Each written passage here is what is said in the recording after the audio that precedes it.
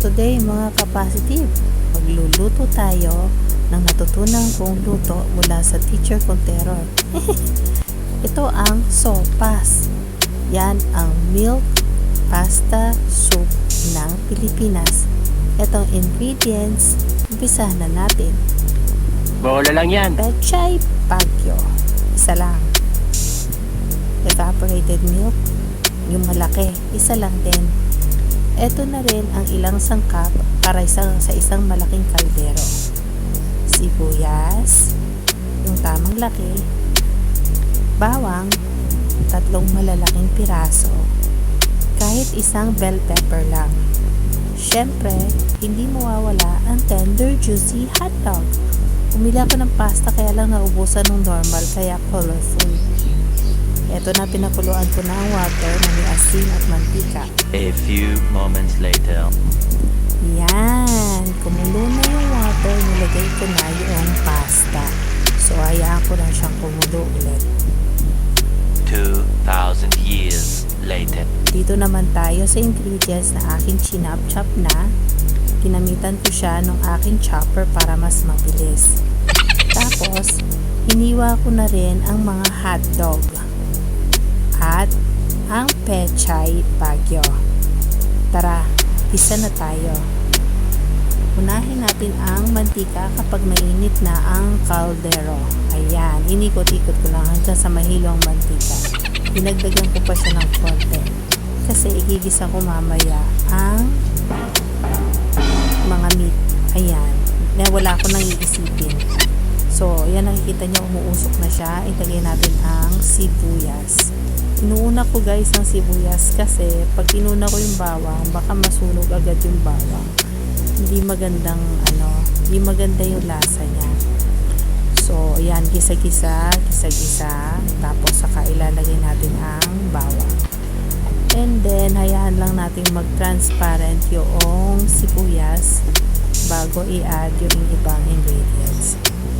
Mabilis ko lang siyang ini-stir guys kasi medyo manipis yung kaldero ko.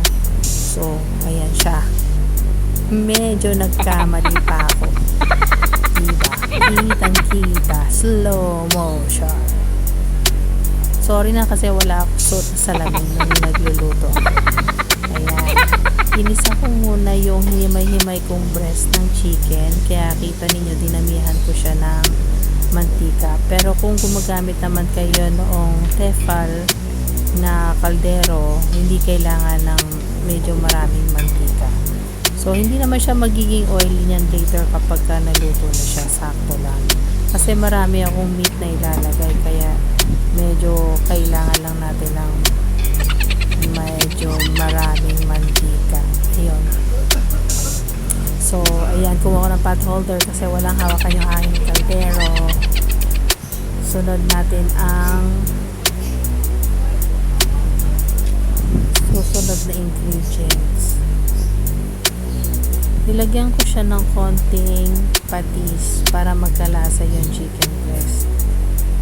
Ayan, bali pinakuluan ko pala sa separate na kaldero yung chicken breast para lumambot siya. Then, hinimay-himay ko na siya.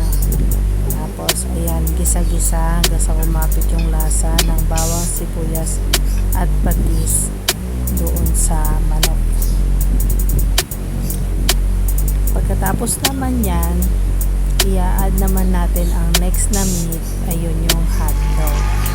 Yung ibang nagluluto ng sopas, ina-add nila to kapag nalagay na yung water tsaka yung ibang ingredients. Ako kasi gusto kong igisa muna siya kasi meat ito para mas maluto siya. Yun. So, gisa-gisa natin, stir-stir ng konting ganyan para maluto ang hotdog. Yes. That's the way. Aha. I like it. Yun. And then guys, ang next step natin ay ang carrots. Nilalagay ko na ito agad-agad guys kasi ang tawag dito, hindi siya naman matagal para lutuin. So, ayoko naman siyang alam mo yung maging soggy siya. Ayan. Dapat kasi yung voice over ko nito habang nung nagluluto ako. Kaya lang, hindi ko naisip na magsalita habang nagluluto. So, voice over ko na lang siya. Kaya nag-aabang ako na susunod na step bago ko ngayon magsalita.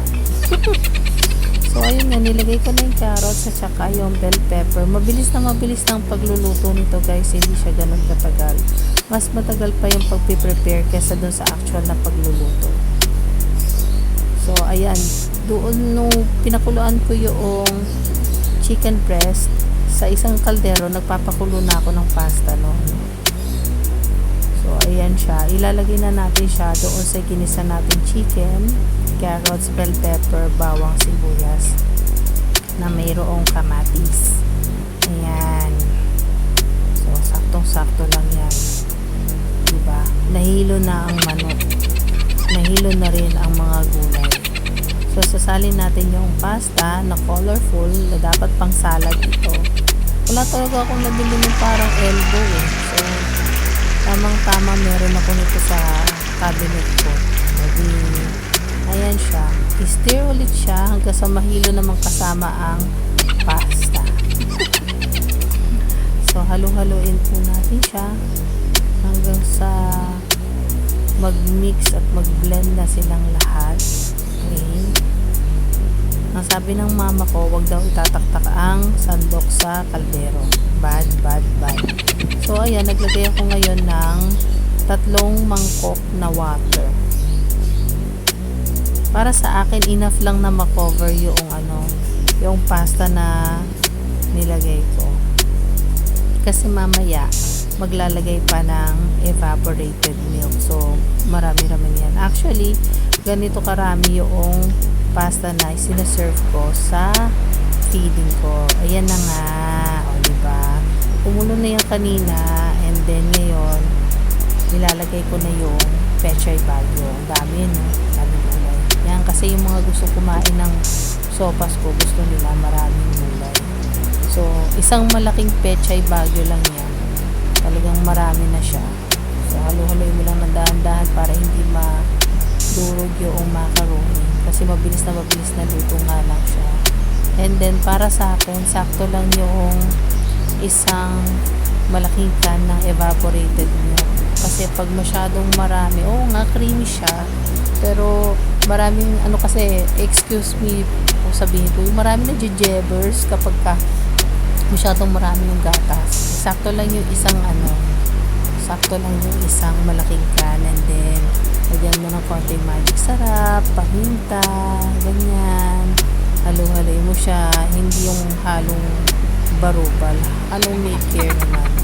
Kasi kundi malalabog